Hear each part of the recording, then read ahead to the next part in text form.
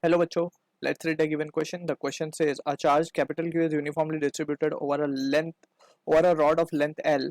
Consider a hypothetical cube of edge L with the center of the cube at one end of the rod. Find the minimum possible flux of the electric field through the entire surface of the cube.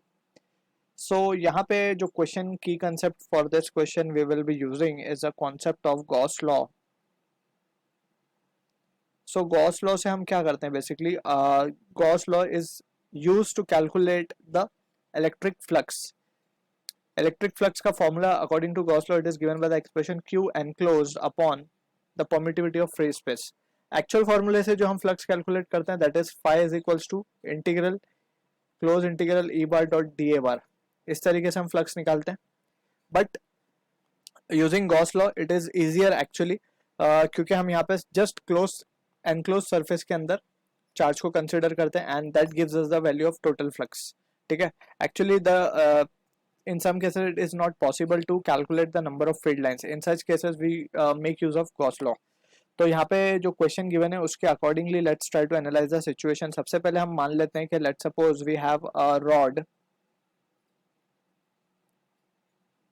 एक L length की rod है इस तरीके से.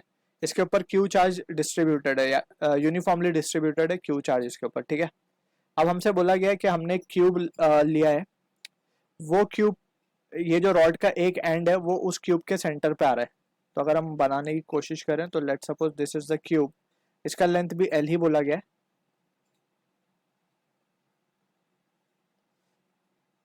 तो अगर हम ध्यान से देखेंगे तो ये कुछ इस तरीके से बनेगा क्यूब. थोड़ा सिमेट्रिकल बनाने की कोशिश कर रहे हैं हम यहाँ पे.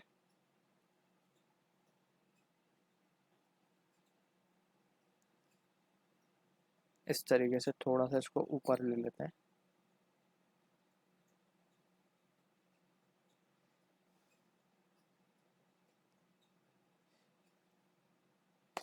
राइट.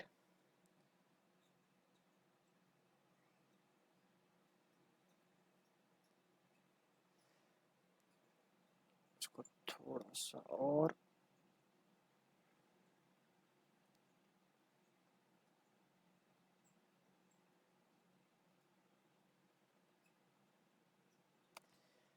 ये इसका क्यूब का सेंटर है बेसिकली मान लेते हैं. ठीक है.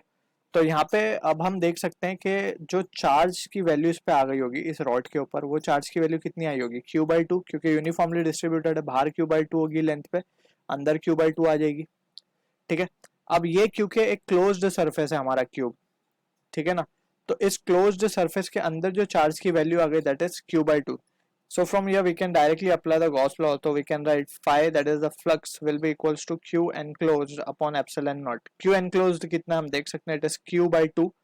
So Q by 2 epsilon naught. So this is the flux that is जो pass होगा surface of the cube से. ठीक है. So this is the answer for the question. I hope you understood the solution. All the best.